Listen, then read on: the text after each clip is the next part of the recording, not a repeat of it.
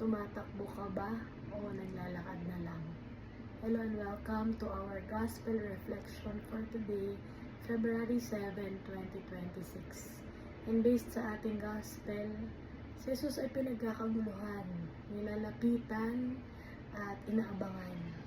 Ang tanong sa atin ngayon, gusto pa ba nating makasama si Jesus? Meron ba tayong eagerness to be with the Lord?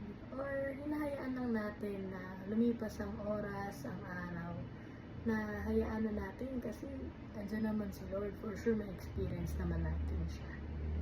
Pero ang hamon sa atin ay talagang magkaroon ng puso na handang tanggapin si Kristo. Yung puso na na-excite na makita siya. And kaya naman ang ating prayer for today is, Lord, may you make us excited to encounter you.